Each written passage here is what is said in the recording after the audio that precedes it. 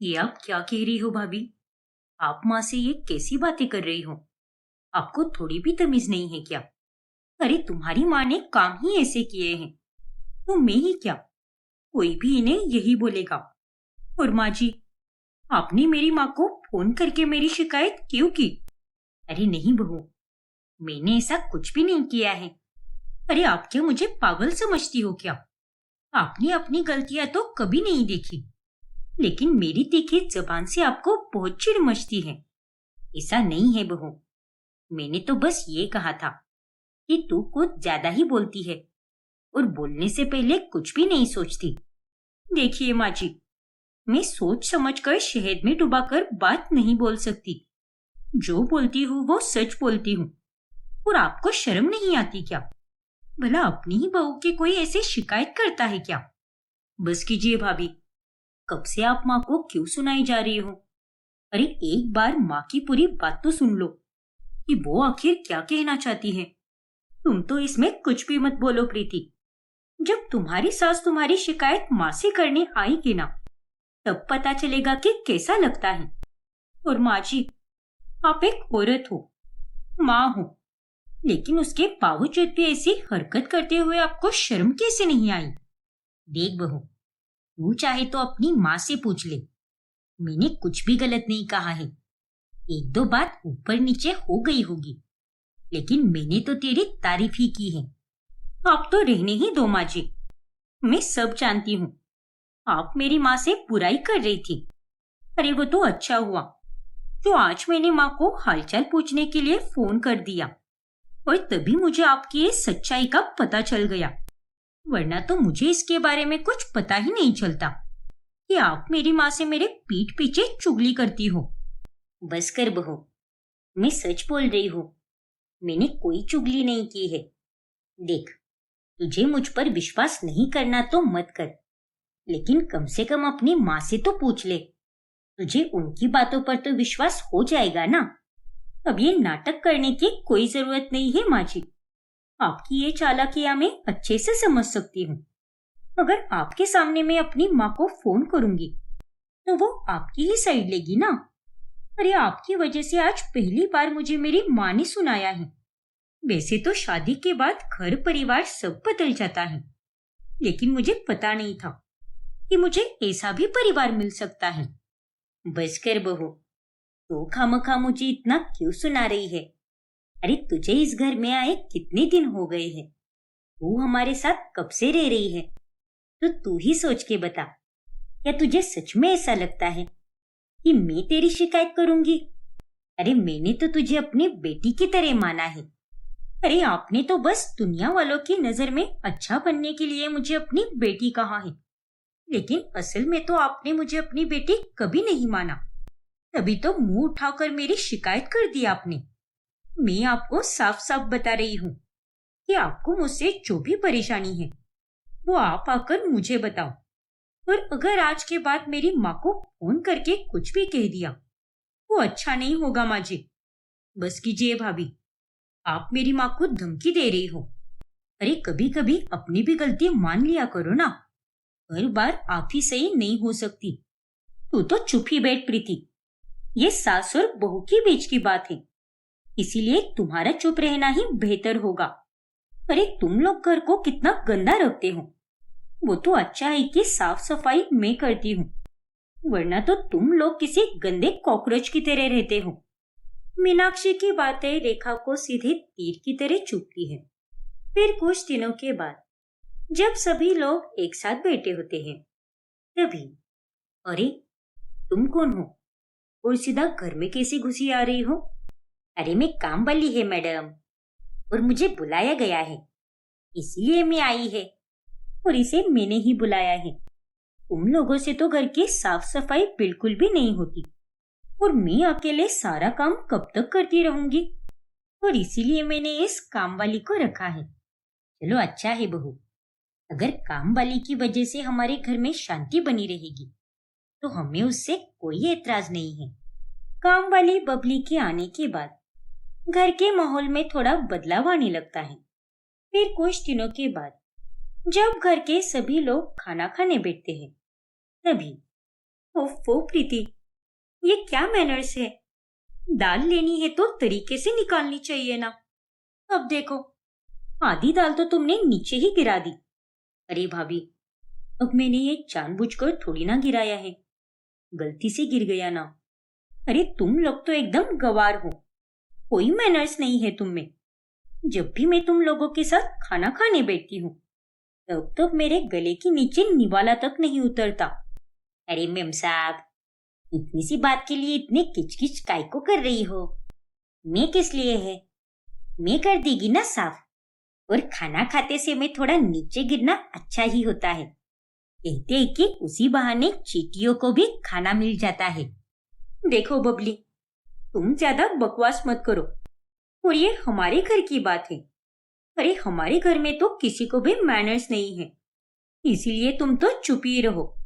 और हाँ, खाना बनाने से पहले हाथ को अच्छे से साफ कर लेना, फिर उसके बाद ही खाना बनाना।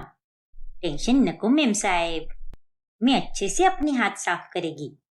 देख लो माँ जी, एक तरफ आप लोग हो और एक तरफ ये नौकरानी बबली है, और इसे भी साफ सफाई का असली मतलब पता है।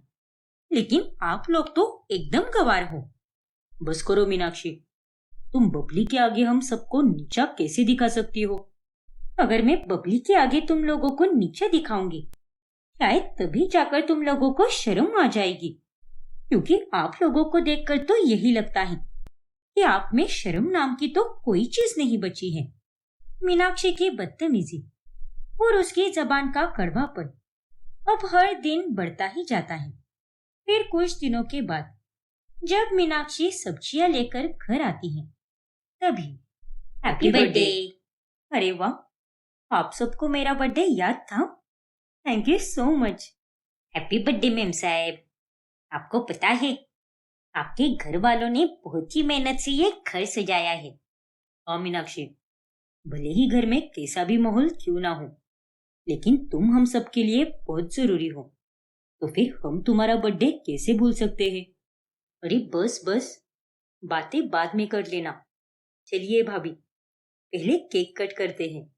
सीरियसली, ये मेरा बर्थडे केक है? हाँ बहू, ये मैंने खुद ने बनाया है। तुझे बाहर का कुछ भी खाना पीना पसंद नहीं है ना, इसीलिए मैंने खुद घर पर ही अपने हाथों से बनाया है। और हाँ, साफ सफाई का भी पूरा ध्यान रखा है। तू खा कर देख, तुझे बहुत पसंद आएगा। प्लीज माँ जी, मैं ये केक बिल्कुल नहीं खा सकती।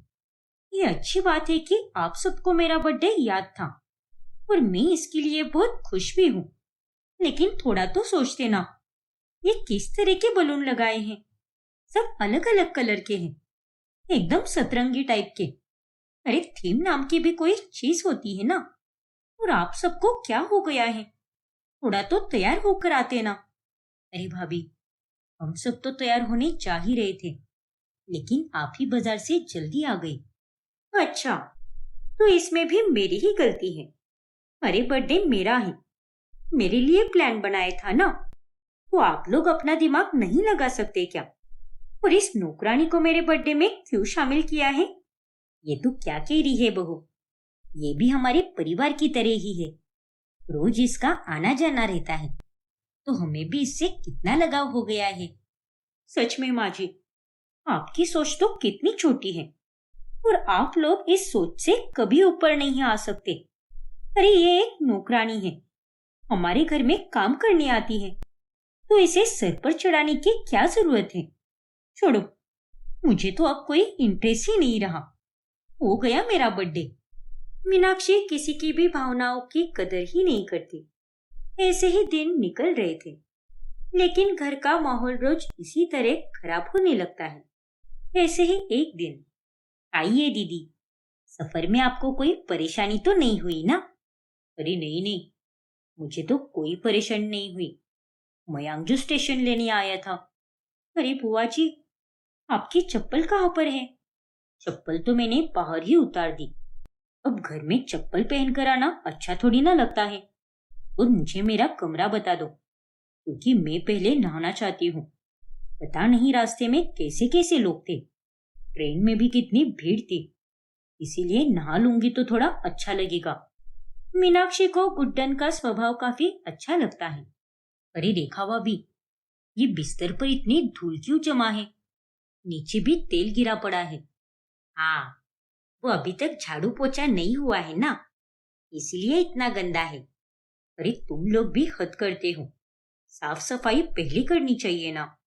पर कोई बात नहीं, घर पर मेहमान होते हैं तो वैसे भी 100 काम रहते हैं।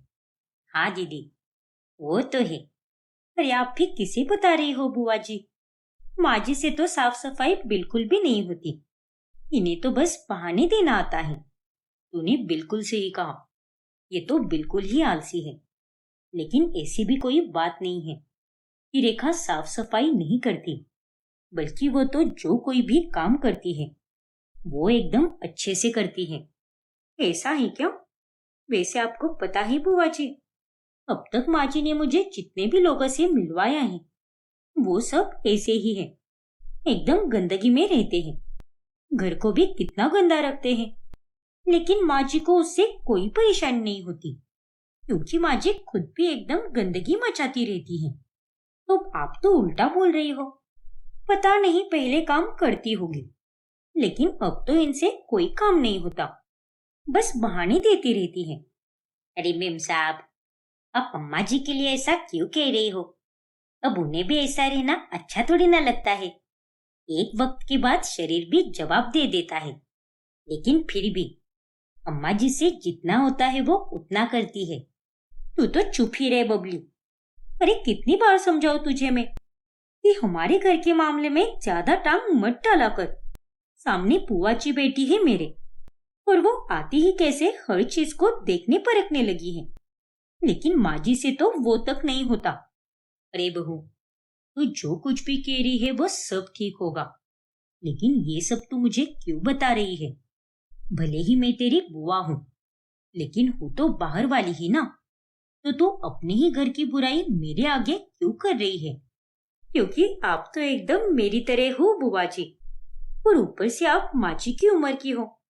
इसीलिए मैं सोच रही थी कि इसी बहाने माँ जी को भी आईना दिखा दूं कि अगर वो खुद भी घर को साफ रखना चाहती है तो वो ये काम कर सकती है, लेकिन बस वो ये करना नहीं चाहती। बस कर बहू। अरे जिस तरह से तू अपनी सास की बुराई कर रही है, उसे देखकर तो यही लग रहा है कि घर को भले ही तो गंदा नहीं रख सकती, लेकिन रिश्तों में सफाई रखना तू नहीं जानती। ये आप क्या कह रही हो बुआ जी? मैंने तो आपकी तारीफ की है। इसका मतलब ये बिल्कुल नहीं है कि आप मुझे उल्टा कुछ भी बोलती जाओ।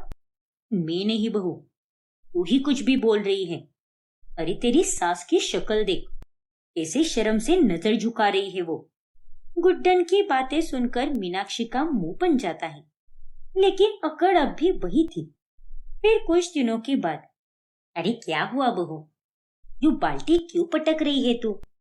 मैंने कूड़े वाले को कितनी बार कहा है कि सुबह के समय टाइम पर कूड़ा लेने आया करे, लेकिन वो मेरी एक भी बात नहीं सुनता। हर बार वो शाम में ही आ जाता है। अरे बहू, उसे शाम में आने के लिए मैंने ही कहा था। दरअसल उसकी बीवी की तबीयत ठीक नहीं है, तो उसे घर भी देखना होता है, इसीलिए मैंने ही कहा कि तू शाम में ही आया कर। सच में माँ जी, आपकी अक्ल तो घुटनों में ही है। अरे शाम में तो हम सब नहा चुके होते हैं, तो ऐसे में कूड़े की बाल्टी को हाथ कौन लगाता है? और आप भी एक नंबर के बेवकूफ हो जो आप उसकी बातों में आ गई। ऐसी बात नहीं है बहू, मैं किसी की बातों में नहीं आई हूँ, उसकी मजबूरी है वो। मुझे तो कुछ समझ ही नहीं आ रहा माँ जी कि आपका दिल इतना पिघलता है या फिर आपको महान बनने का शौक है। अरे नहीं मेम साहब, अम्मा जी बिल्कुल सही कह रही है। वो कूड़े वाला मेरे ही घर के पास रहता है और वो सच में काफी परेशान है। देखिए, मुझे किसी की मजबूरी से कुछ भी लेना देना नहीं है। अगर वो आदमी कल सुबह नहीं आएगा तो उसका यहाँ से दाना पानी उड़ जाएगा। अब मीनाक्षी की वजह से कूड़े वाले को सुबह आना ही पड़ता है। ऐसे ही कुछ दिनों के बाद जब सब अपने कमरे में बैठे होते हैं, तभी, जाओ मयंक, दवाई खाकर आओ। नहीं मीनाक्षी, बाहर जाने की मेरी बिल्कुल भी हालत नहीं है। तभी मयांक वॉशरूम की तरफ जाने लगता है और बीच में ही मयांक उल्टी कर देता है। छी मयांक, अरे क्या है ये सब? इतना भी कंट्रोल नहीं कर सकते क्या? अब मैं इसे साफ नहीं करने वाली, खुद ही साफ करो ये। तभी वहां पर मीनाक्षी की माँ जया आती है और वो उसे थप्पड़ लगाती है। अब आगे क्या होगा जानने के लिए हमारा अगला भाग देखना ना भूलें। और अगर आपने हमारा चैनल सब्सक्राइब नहीं किया है तो अभी सब्सक्राइब कीजिए और बेल आइकॉन दबाना ना भूलें। हाँ विक्रम सर, मैं सच में आपसे प्यार करने लगी हूँ।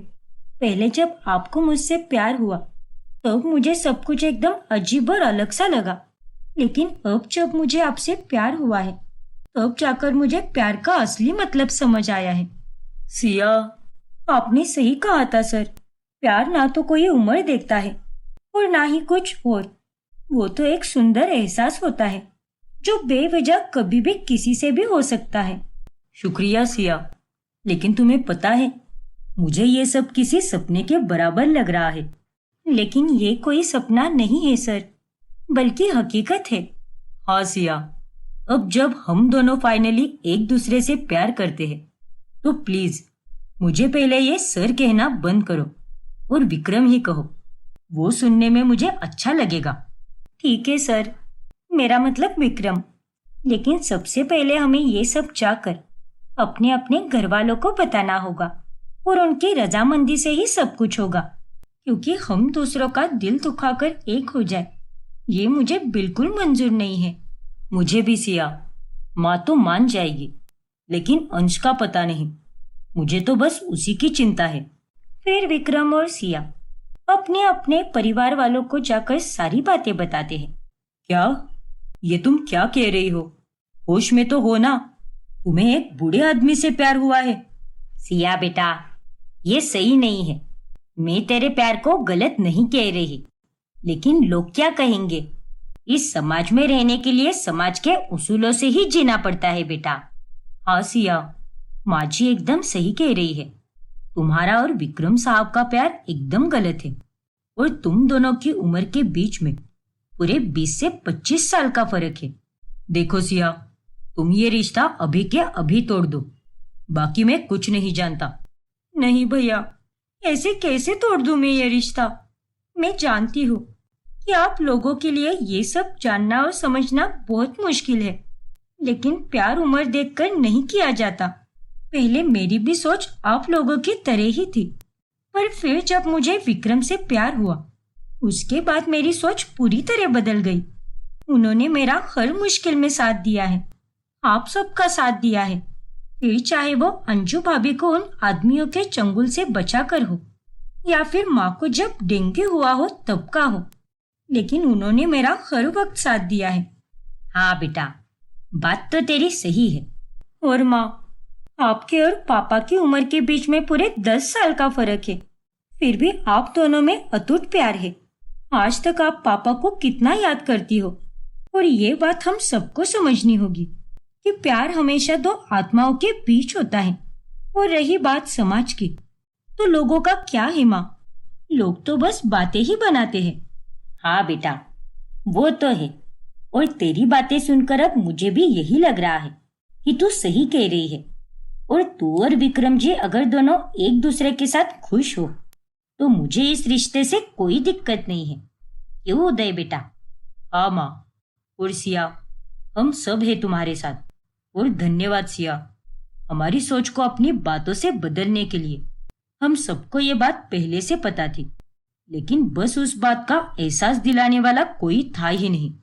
लेकिन अब हमें भी एहसास हो चुका है कि प्यार की असली परिभाषा क्या है। सिया के घर वाले तो राजी हो जाते हैं। वही दूसरी तरफ, आई नो अंश बेटा, ये सब तुम्हारे लिए एकदम अजीब होगा, क्योंकि सिया यानी तुम्हारी होने वाली दूसरी माँ तुमसे केवल 6 से 7 साल बड़ी है। लेकिन बेटा, एक बार मेरे बारे में भी सोचना और फिर देखो तुम्हें क्या सही लगता है और क्या गलत। और अंश बेटा, तेरी माँ हमेशा यही कहा करती थी कि मेरे जाने के बाद अकेले मत रहना, अकेलापन इंसान को जीते जी मार देता है। जीवन में एक जीवन साथी का होना बहुत जरूरी होता है। और सिया में एक अच्छी बहू होने के सारे गुण हैं। वो एक अच्छी बीवी, बहू और माँ, तीनों की जिम्मेदारियां बखूबी निभा सकती है। इस बात का मुझे पूरा विश्वास है। अरे दादी और पापा, आप दोनों को मुझे इतना समझाने और सफाई देने की कोई जरूरत नहीं है। जिसमें पापा की खुशी है उसी में मेरी खुशी है। हाँ, वो बात तो अलग है कि सिया और मुझ में माँ बेटे जैसा रिश्ता कभी नहीं बन पाएगा, लेकिन हम अच्छे दोस्त बन सकते हैं, जैसे कि हम अब भी हैं। थैंक यू सो मच बेटा। अरे क्या पापा, आप भी। इस तरह से अंश और सुलेखा भी विक्रम और सिया के रिश्ते को अपना लेते हैं, जिसके बाद सबकी सहमति से वो दोनों शादी कर लेते हैं। और फिर शादी के कुछ दिनों बाद वो दोनों हनीमून पर चले जाते हैं। विक्रम, जल्दी से तैयार हो जाओ, हमें नाइट शो देखने जाना है। हमारे रिसोर्ट के बाकी लोग भी जा रहे हैं। ओह नो, ये तो सो गया। सिया को बहुत बुरा लगता है और तभी उसे अपने परिवार वालों की बातें याद आती है। विक्रम उम्र में मुझसे काफी बड़ा है। कहीं पहले पहले जो सबने कहा था वो सच ना हो जाए। कहीं वाकई में यह उम्र हम दोनों के बीच में दरार ना ला दे। अरे नहीं नहीं, मैं भी क्या सोच रही हूँ। हम दोनों ने सुबह से कितनी सारी एक्टिविटीज की है। विक्रम तो क्या, अब तक तो मैं भी थक चुकी हूँ। सिया अपने मन से बुरी बातों को हटाकर अच्छी बातों पर ध्यान देती है और वो भी विक्रम के साथ सो जाती है। फिर हनीमून से लौटने के बाद एक दिन जब वो दोनों एक परफ्यूम शॉप में जाते हैं, तभी ये लीजिए मैडम, मैंने आपके परफ्यूम पैक कर दिए हैं। बिल आप पे करेंगी या आपके पापा? क्या? अरे ये क्या बकवास कर रहे हो तुम? मैं इनका पापा नहीं हूँ बल्कि पति हूँ। क्या? Sorry sir, I am really sorry. मुझसे गलती हो गई। जरा ध्यान से काम किया करो, वरना तुम्हारी नौकरी खतरे में चली जाएगी। समझे कि नहीं? रहने दो ना विक्रम, अब उसे कैसे पता होगा हमारे बारे में। It's okay. फिर विक्रम पैसे दे देता है और वो लोग वहां से निकल जाते हैं। दोनों को एक कपल की तरह साथ में चलते देखकर दुनिया उन्हें बड़ी अजीब नजरों से देखने लगती है। कुछ दूर पार्क में चलते चलते उन्हें एक बच्चा दिखाई देता है और उस बच्चे को देखकर सिया उसे देखती ही रहती है। यही सोच रही हो ना कि हम पेरेंट्स कब बनेंगे? अरे नहीं विक्रम, मैं तो बस ऐसे ही देख रही थी। देखो सिया, जहां तक मैं जानता हूँ, माँ बनने के लिए जरूरी नहीं है कि हम एक बच्चे को ही जन्म दें। और भी कई सारे रास्ते हैं और हम भविष्य में चलकर पेरेंट जरूर बनेंगे। हाँ विक्रम, जरूर बनेंगे, लेकिन फिलहाल मेरा मन कर रहा है कि हम दोनों ठेले के पकोड़े खाएं। क्यों, खाओगे ना तुम भी? अरे हाँ हाँ, क्यों नहीं। फिर विक्रम और सिया दोनों पकोड़े खाने चले जाते हैं। तुम ठीक तो हो ना? हाँ सिया, अभी मैं ठीक हूँ, थैंक यू। माफ कर दो विक्रम, मैं भूल ही गई थी कि तुम्हारी उम्र के हिसाब से इतना तला भुना खाना सही नहीं होगा। अरे नहीं सिया, ऐसी कोई बात नहीं है। फिर वो दोनों जब जाने लगते हैं, तभी पास के दो आदमी आपस में बतियाने लगते हैं। अरे इस लड़की ने तो एक बूढ़े आदमी के साथ शादी कर ली। पता नहीं आजकल के जमाने में क्या क्या हो रहा है। अरे भाई, जरूर पैसे के लिए की होगी शादी। आजकल की ज्यादातर लड़कियां ऐसे ही करती हैं। पैसा फेंक, तमाशा देख। उन दोनों आदमियों की बातें सुनकर विक्रम को बहुत ज्यादा गुस्सा आता है और वो उन दोनों को बहुत मारता है। अरे ओ बुड्ढे, पागल हो गया है क्या?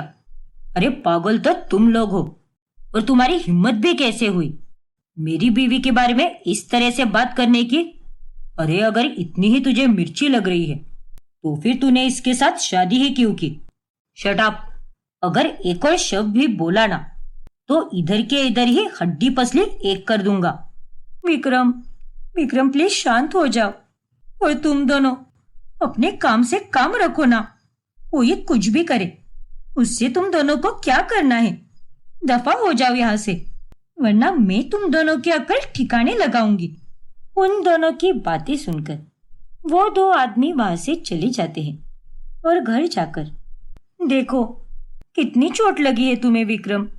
अरे क्या जरूरत थी तुम्हें उन दोनों को मारने की? अरे तो फिर मैं क्या करता सिया? वो दोनों तुम्हारे बारे में कैसे कैसे बात कर रहे थे, मैं उनकी बातें क्या चुपचाप सुन लेता क्या? आई नो विक्रम, खून खोलता है, लेकिन समाज में ऐसे तुम कितनों को मारोगे? लोग तो बस बोलते ही रहेंगे, लेकिन हमें और हमारे अपनों को पता है ना कि हमारा रिश्ता कितना सच्चा है, तो हमें दूसरों को वो सब साबित करने की क्या जरूरत है? फिर भी सिया, मुझे उनकी बातें बिल्कुल अच्छी नहीं लगी। देखो विक्रम, तुम ये सारी बातें अपने दिमाग से निकाल दो और ये लो, ये हल्दी वाला दूध पीकर सो जाओ। और तुमने अपनी बीपी की दवाई ली कि नहीं? नहीं ली होगी। सच में विक्रम, मेरे आने के बाद से तुम तो एकदम लापरवाह हो चुके हो। अरे अब मुझे किसी बात की कोई चिंता नहीं है, क्योंकि तुम जो हो मेरे पास। अच्छा जी, ऐसी बात है क्या?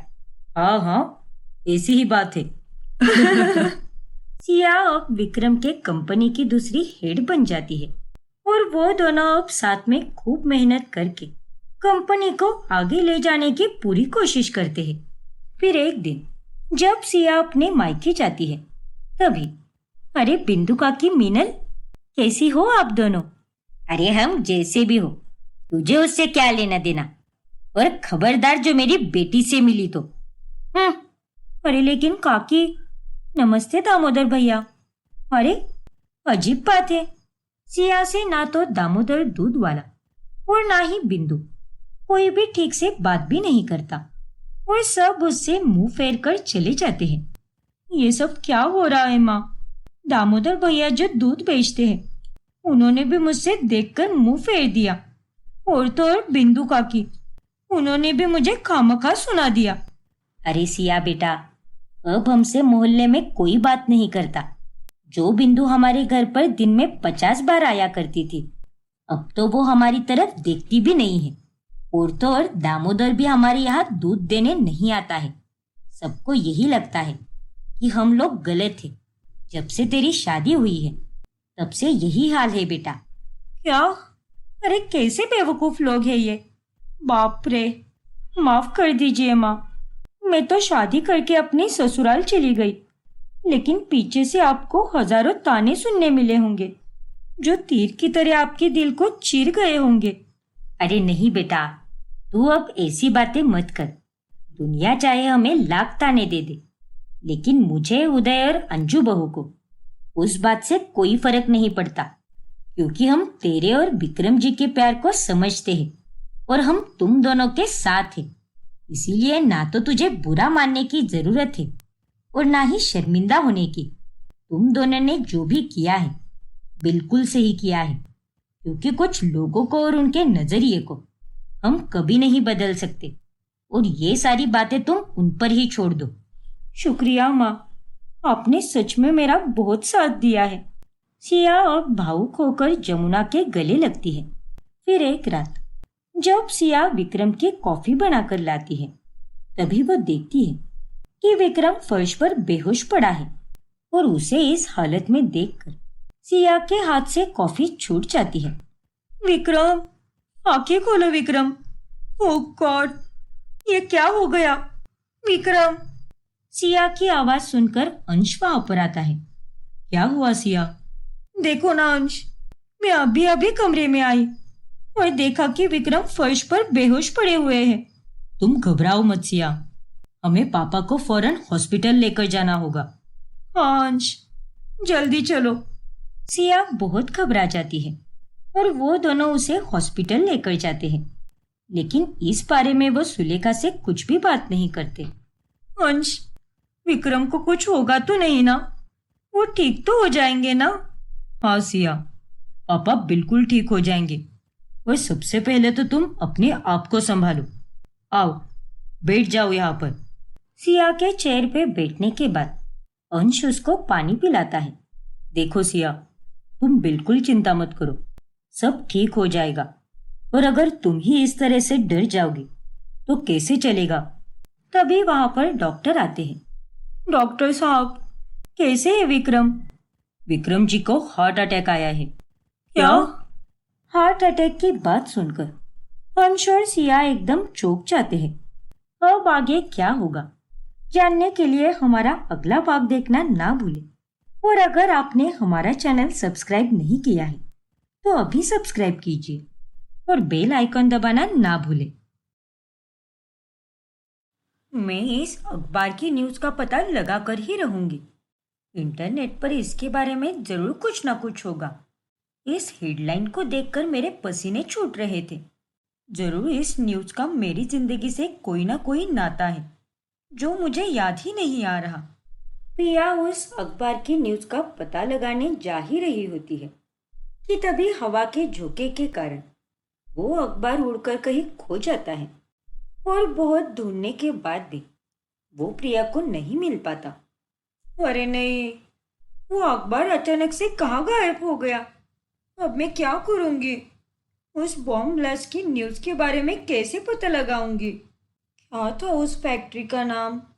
हे भगवान, अब तो मुझे वो भी याद नहीं आ रहा। मैं भी ना सच में पागल हूँ। तभी वहां पर अभी आता है। पिया, क्या हुआ तुम्हें? तुम यहाँ पर क्या कर रही हो? मैं तुम्हें कब से घर में ढूंढ रहा हूँ। अरे कुछ नहीं अभी, मैं तो बस गार्डन में हवा खाने आई थी। बहुत अच्छा मौसम है ना, इसीलिए। वो तो है पिया, लेकिन अभी हमें कंपनी पहुंचना होगा। आज क्लाइंट्स आने वाले हैं, इसीलिए मीटिंग में क्या क्या होगा उसकी जाकर हमें तैयारी करनी होगी। ये डील हमारे हाथ से जानी नहीं चाहिए। ठीक है अभी, मैं अभी आती हूँ। तब तक तुम गाड़ी निकालो। फिर पिया और अभी ऑफिस चले जाते हैं। लेकिन काम करते समय भी पिया का पूरा ध्यान बस उन्हीं बातों में था जो उसे बार बार याद आ रहा था। सारी बातों को मैं ऐसे ही नजरअंदाज नहीं करूंगी। हर रोज हर वक्त मुझे तो बस वही सारी बातें सताती रहती है।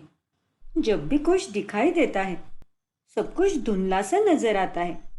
ना जाने वो कौन है आदमी और मेरा उससे क्या नाता है। बार बार वही क्यों दिखाई देता है मुझे? मेरे साथ ऐसा पहले कभी भी नहीं हुआ, लेकिन यहाँ पर आते ही अचानक से ये सब क्या होने लगा? पिया, मैं तुम्हें कब से बुला रहा हूँ, पर तुम तो बस अपने ख्यालों में ही खोई हुई हो। क्या हुआ है? क्यों हर वक्त खोई खोई सी रहती हो? हाँ, कुछ नहीं अभी, मैं तो बस बाबूजी के बारे में सोच रही थी और कुछ नहीं। माफ करना। हाँ, चलो हम मीटिंग की तैयारी करते हैं। हाँ पिया, लेकिन अभी थोड़ा ध्यान देना। फिर एक दिन पिया अपने सास ससुर के कमरे के बाहर से गुजर रही होती है। तभी वो उन दोनों के झगड़े को देख लेती है। क्यों गगन, क्यों किया तुमने ऐसा? फिर से एक बार तुम्हारा किसी जवान लड़की के साथ अफेयर चल रहा है। अपनी बकवास बंद करो मृदुला। बकवास नहीं, सच्चाई है ये। मैंने अपने आंखों से पढ़े हैं तुम्हारे मैसेजेस। शर्म नहीं आती क्या तुम्हें? पहले तो फिर भी समझ आता था कि जवानी है, लेकिन अभी इस बुढ़ापे में तो शर्म करो। आज तो तेरा कुछ ज्यादा ही मुंह चल रहा है। रुक जा, अभी तुझे चुप कराता हूं मैं। फिर गगन मृदुला के हाथ को मरोड़ने लगता है और उससे मृदुला को बहुत दर्द होता है। गगन, गगन मेरा हाथ छोड़ो गगन, मुझे दर्द हो रहा है। बोलेगी वापस? चलाएगी क्या अपनी जबान कैंची की तरह? हाँ? नहीं, छोड़ दो मुझे। फिर गगन उसका हाथ छोड़ देता है। आइंदा से अगर मेरे साथ बहसबाजी की तो तेरा ऐसा हाल करूंगा कि ना तो तू बोलने लायक रहेगी ना ही कुछ करने लायक। ये सब देखकर पिया के होश उड़ जाते हैं। फिर गगन जब कमरे के बाहर चला जाता है तभी पिया कमरे के अंदर आती है और रोती हुई अपनी सास को वो सांत्वना देती है। रोइए मत माँ जी, ये लीजिए पानी पीजिए। और आप ये सब सहन क्यों करके ले रहे हो?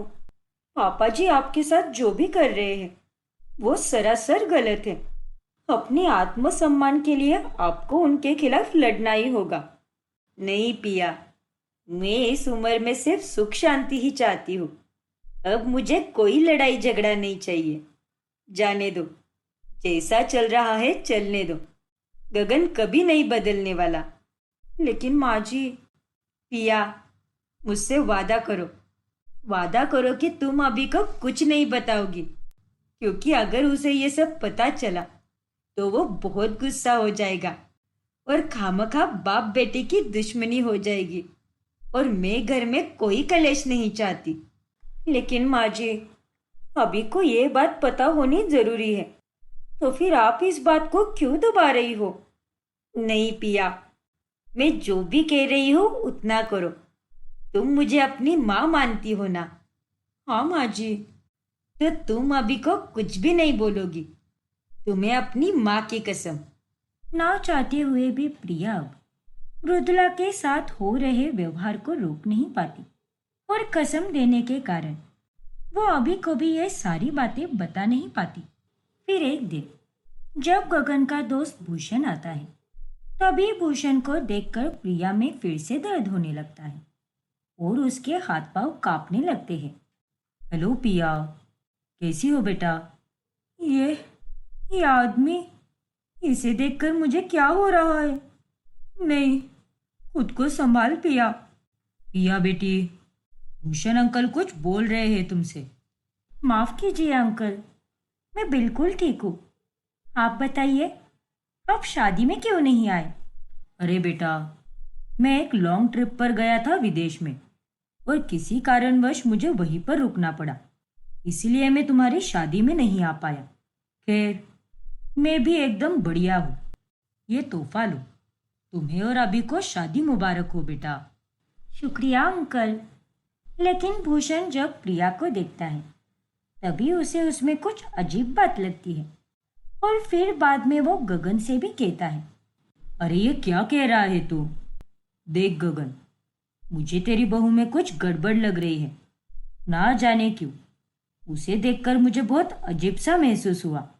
लगता है तेरा कल का हैंगओवर अभी तक नहीं उतरा। चल, अपनी बकवास अब बंद कर और हमारे लिए एक पेग बना।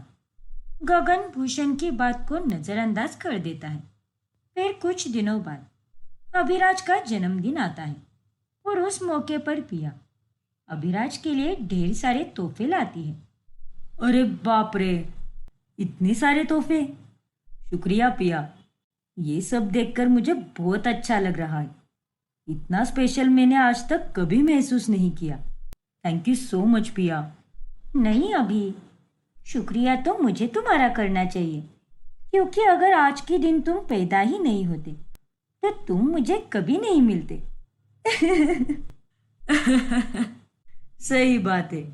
लेकिन नहीं अभी, अगर मैं सच कहूँ ना तो मैं भगवान का पूरे मन से शुक्रिया अदा करती हूँ कि उन्होंने मेरी और तुम्हारी मुलाकात कराई और तुमने मेरा तब साथ दिया जब मैं पूरी तरह से बेसहारा हो चुकी थी और जब मेरा इस दुनिया में कोई नहीं बचा था।